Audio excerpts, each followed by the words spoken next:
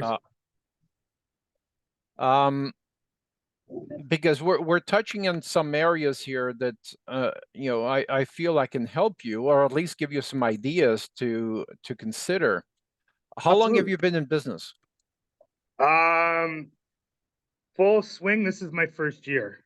Okay, so what you're dealing with, and by the way, we've helped guys like Kirk start a business over 1,000 times to get over the $20 million mark. So what you're suffering with is what we call the trust foundation. Okay. Right. Because even though you get a referral, the first thing people are going to do is look you up online to see who you are, to see if it's worthy to have a conversation with you. This is where most startups or most 40-year-old companies lose their referrals or lose their clients. Even when they do marketing, the first thing they do is look up that company online, right? They're looking for 100 or 1,000 reviews. They're looking for previous work. They're looking for testimonials. They're looking at Glassdoor to see what the employees are saying, right? That's all Right. part of the trust foundation. And what we do is when we work with a company like you is to overqualify you. Okay. If you are overqualified, then there's less likely someone's going to ask you trust foundation type questions like how long have you been doing this, what type of projects have you been doing, and so on, right? When you're overqualified, and actually, can I share a case study with you? Absolutely. Yeah. Yeah. Okay. Um, I was analyzing a franchise custom home company. If I mention the name, I'm sure you would know the name. Anyways, I was interviewing all the employees in that franchise, and I spoke with this young lady who happens to be a mother, single mother of 4 kids. And when I was interviewing her, she didn't never smiled. She just answered the questions, and that was it. And I said, "You don't sound very happy, right?" "Oh, yeah, yeah, yeah, I'm happy." Thinking that now I'm going to report to the owners that she's not happy and she should be fired, right? So I didn't want to go down that conversation. So I said, "Can I buy you a coffee? Can we get out of here?" And so on. So we went to a coffee shop, and immediately there was a change in her attitude in the coffee shop. Then she started telling me about some of the issues within the company.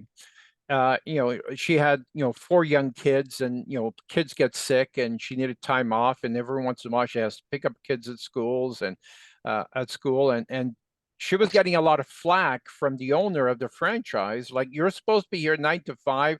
You're supposed to have a system to hold your kids. So in other words, there was no company culture.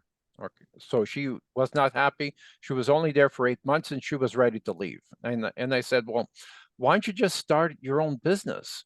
"Well, Leo, I have no money. I don't have reviews. I don't have experience," and so on. So, anyways, long story short, we decided to design her a custom home building business. Um, and we thought it was going to be 2 to 3 years before the branding really took effect and really got her, a custom home. In the meantime, I said, let's start doing, let's get a crew trained to do bathrooms, right? Let's get another crew to start doing additions and stuff, right? Let's forget about custom homes. Even though we're going to market for custom homes, we're not going to get them for 2 or 3 years. So let's focus on bathrooms first, right? So we started doing some marketing, and within 6 months, her first project, and again, keep in mind, single Black lady, young Black lady, and it's a male-dominated society, as you know. Um, and the other thing was that her house burned down. She was technically homeless, and to this day, the insurance company refused to pay for the house. So there's lawyers involved and crap like that. So we had a lot of challenges. But within 6 months, her first project was a $400,000 addition. Her second project was a $550,000 addition. Her third project was a $1.2 million custom home. 6 months. Okay, so this is what I mean about overqualifying. If we had designed her as the best bathroom company ever, she still That's where you deals stop. with, right? She still deals with the trust foundation. But because we branded her as a custom home builder, and the client saw her as stepping down to do a bathroom and do her a favor, right? She was able to close these projects. Now she has a great personality. She obviously has sales skills, but then again, no reviews, no Right. trust foundation, right? So I think this is the problem you're facing, because if you're not attracting quality, skilled people, it's a trust foundation problem. It's not an economic problem. I think it's a me problem, to be honest with you, because I have such high standards in my quality that I need to train someone pretty much to par of how I am, or they're not worthy, if that makes sense. My mission statement and my brand is very important Okay. to me, my quality, right? So it might be a little bit on me too, that I may be not giving more opportunity than I should, but I see certain qualities and I know how to red flag them right away. You know what I mean? Okay. On the quality perspective, that makes sense. Now, let's say that I'm a guy that you're looking for. I've got 20 years experience, and I I don't want you. understand. I wouldn't take you. Okay, I have 5 years experience. How No much experience. I want nothing. Green, no green, green. experience. Okay, so Yeah. you're hiring for attitude and training skill, Yes, which is a absolutely. great strategy, especially when the market is kind of tight. But I've seen a reverse in the Yeah. last 6 months or so, that you know companies are concerned about retaining the people that they have and keeping enough work to keep them busy. And some of these good people that have been there for 10 years are now getting nervous and saying, am I going to have enough work? Am I going to pay my mortgage next month? Right. This creates a huge opportunity for a guy like you that has branding, differentiation, and all the systems in place, and say, hey, we're growing by $2 million a year. We're going to have advancement opportunities for you. It's time for you to jump over to a great opportunity. And this is where you get more people than you know what to do with right Right. now. Okay. Yeah. But it has to start with branding, differentiation, systems, growth, sales strategies, marketing strategies, systems and procedures, training manuals, and we call that the 33 tools, right? Once you have the foundation in place and you show someone that you really want to hire, your growth opportunities, and you sign contracts, they're going to say, wow, I want in, right? But they have to see the wow factor. Right. Exactly. That's the problem. The wow Okay. factor, right? Right? You have to have the wow factor, or else they're going to see empty promises and they're going to say, no, I'm not going to leave a job I've been at for 10 years to come and work for you. Right. Right. So, how much So that's time do you, why I think, sorry, that's why I think that setting up a incentive program such as profit sharing or something in yeah, those lines is very important. So I think, see, I'm at the point now where I've built my foundation. I'm at the pinnacle of my foundation. I'm operational, but now I need to like to release my control a bit and start letting the rungs go and start putting people into place now. It's I'm not going to be able to run everything by myself, agree. if that makes sense. You have to have a good team. Right, There's exactly. And no that's what way around it.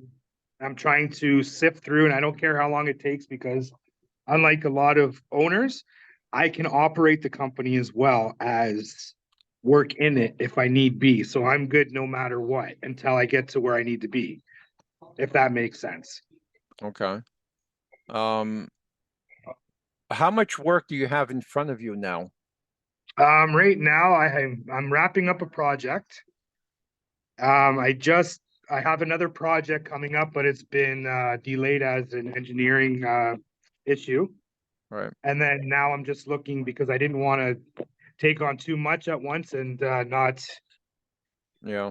See, not this is where the smaller residential projects right. can And be that's what I slipped do now. in, Yeah. right? So now what I do is I go through my email. I have all these builders sending me jobs, and I got to sift through and then see which ones are accommodatable at the time because I can't overlap projects as well, right? But my contract with the big project that stopped, is okay because any engineering issues that are unexplained or it's on them, and the amount of time I wait, I get to allocate into the project. So Okay. I've never faced this situation before, but it seems to be going okay. How long have you been in the construction industry? Since I was 14 years old, and Okay. now 38. 38. Okay. And I've done a lot of big projects like water treatment plants, metro Okay. links, high rise, Okay. everything. So you have the experience. Oh yeah. Okay. Is this the first time you're starting a business? No, I also own a media company. A media company, marketing Yeah, company. yeah. But we also do feature videos, documentaries, music videos. So we're in the entertainment industry as well. Okay. But that's what I do on my off time of construction because construction is the most lucrative industry that is going right now. Okay. So is the entertainment company financing the construction company? No, no. The construction company is doing its own thing, and the So it's um, completely separate. it's completely separate. Yeah, but there I can tie them in later on once I get into the marketing and advertising in my company as well, right? So Okay. What kind of revenue are you creating on the other side, the entertainment side?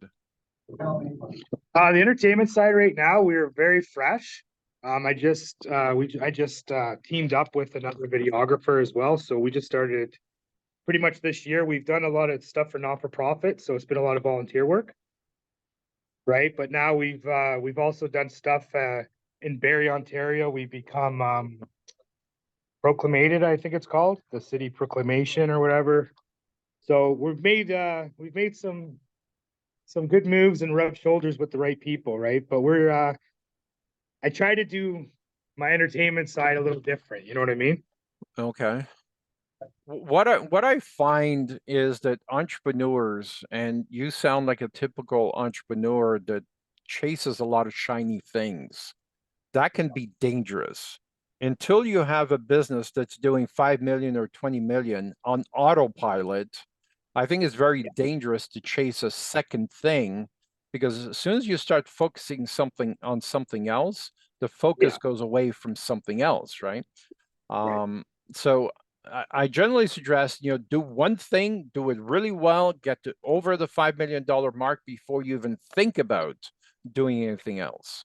Right. Like for instance, my media company is running now, but I'm not involved as much as I was before the season started for construction. You know what I mean? So Okay. the way I So work the as an artist, entertainment is on autopilot. You have somebody else running yeah, it. it's autopilot. I have a team. Yeah, it's all there, right? So basically what happens is if something comes along that we could solidify, we pull the pin, we bring the team together and we make it happen. Right. But it's not like we're searching because it's always coming to us. We're not going to it. Okay. And Right. We do what everything. Like, what's your goal for the next 12 months for the construction company? the next 12 months for the construction company is to keep riding on a 33% profitability and land some jobs and hopefully finish the year with 5 jobs under my belt. I've already Mm, completed, I'm going to be on my second job. So mm, for that, and then just basically trying to secure a administration team and an estimation department. Because then that will relieve a lot off of me so that I can get the numbers, present it, and then just go do the job, set it up, mobilize, demobilize, get the crews going. I like organization. okay. Okay. Are you using subcontractors now for estimation or you're doing it yourself? No, I do it myself. Okay. Are you using software or everything's manually? No, I just do everything manually. Okay. How much time are you putting into the construction business now? Doing everything solely, so every day. How many hours a week? Oh, hours a week?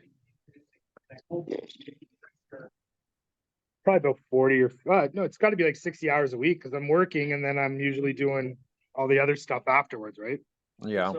The emails and the estimation at night, still count, right? Yeah, so I'm spending till I wake up till I go to sleep on my business, Mm-hmm. Okay, that's what I which is figured. fine because it's not even really like I'm doing any business. It's like it's something my passion, right? All right, work is not work. Yeah, it's not like when I was doing the 9 to 5 and then my feet didn't even want to touch the ground half the time. You know what I mean? So I'm on a different vibe. Mm-hmm. Okay. Um, it sounds like you need structure. What's your company name? MPA, Concrete Contracting and Consulting Limited. Okay, very long. Pardon me? Very long as a brand. Yeah. Do you do pools as well, or are you interested in doing pools, I can, yes. but you're not marketing for it? Not really. No, it's not. How do I say? I don't find the turnover to be very in my category. Mm-hmm. And seasonal. Pardon me? It's seasonal. Our season Yeah. is very short here for pools, but then Right. again, pretty much every member of my family has one. So, Mhm. but they heat it and they use the pools year round. Right. Um, so your main product is foundation work, foundation. Uh, Yeah. So is that right? walls, slabs, anything to do with concrete. Concrete. Do you do concrete driveways as well?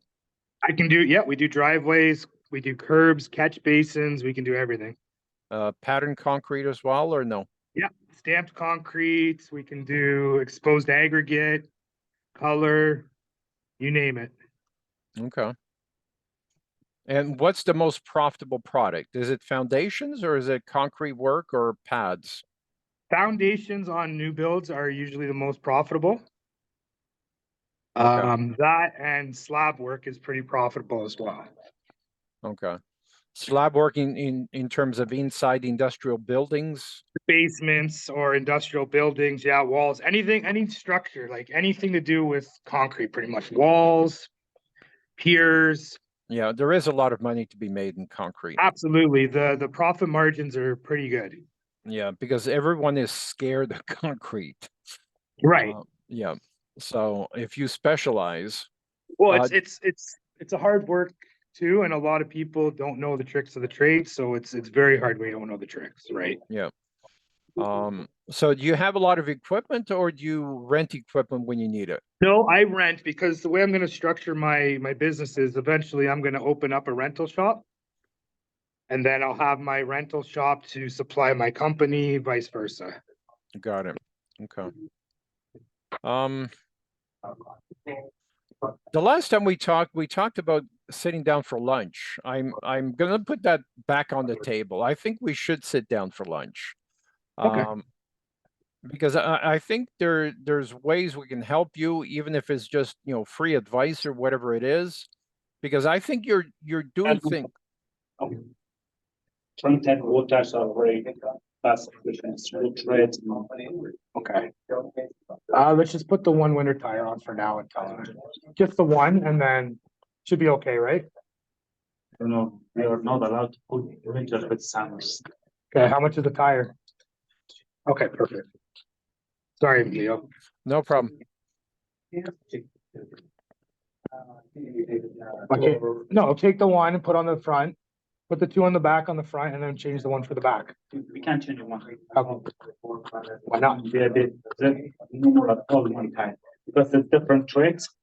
That will make damage and transformation, then the customer back come back, why you put this or blah, blah, blah. Even if you say, okay, I'm gonna write down a note, that's my responsibility, and it just doesn't want. Okay, just put the two front winter tires on, that's fine. That's cool. Yeah. Thank you. Sorry, Leo. No problem. Um, it sounds like you're working hard and you're not really working smart yet. It doesn't sound like you're using leverage tools that produce bigger results.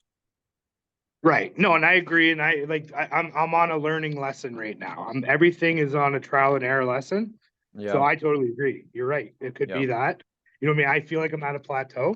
Because like I said, my foundation's there, the experience is there, the product is there. It's just that I don't know, haven't built on the other side of the fundamentals yet, which is, like I said, finding someone who can help with a foreman or a estimator, or, you know what I mean? Yeah, I gotta I get the if constant I work was a going. yeah, if I was advising you, Kirk, I would even backtrack a little bit more Yep, because you're trying to build the second floor of the house, but you haven't built the foundation of the business yet. right, Okay, and right. that's why building the second floor is difficult because the foundation is not there. Gotcha. Okay. You've got a partial foundation, but you don't have a solid foundation. And that's why Right. you're having a hard time attracting people and getting things done.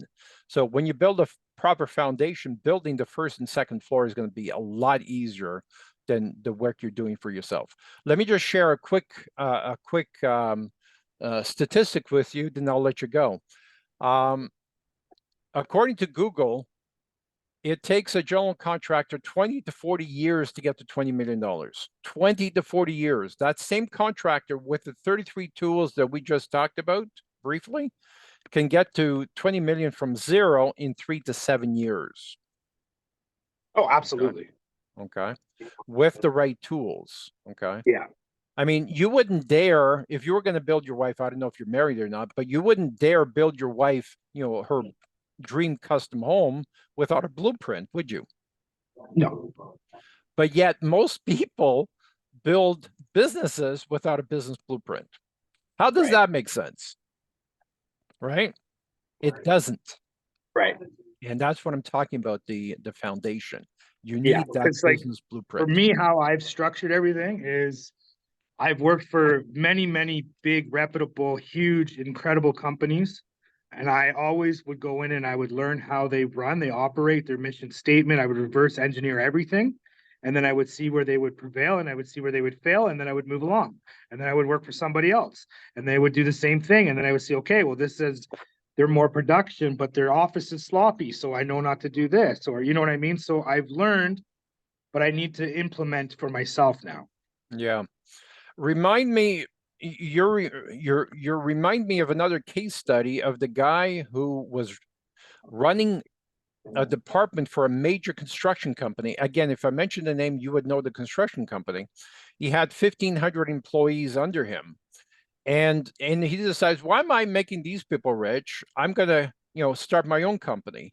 He raises $4 million. Okay. Yep. I'll tell you the rest at lunch. Perfect. Sounds good, brother. All right. We'll talk again soon. Take care. All right. Have a good Bye. one, buddy. Ciao.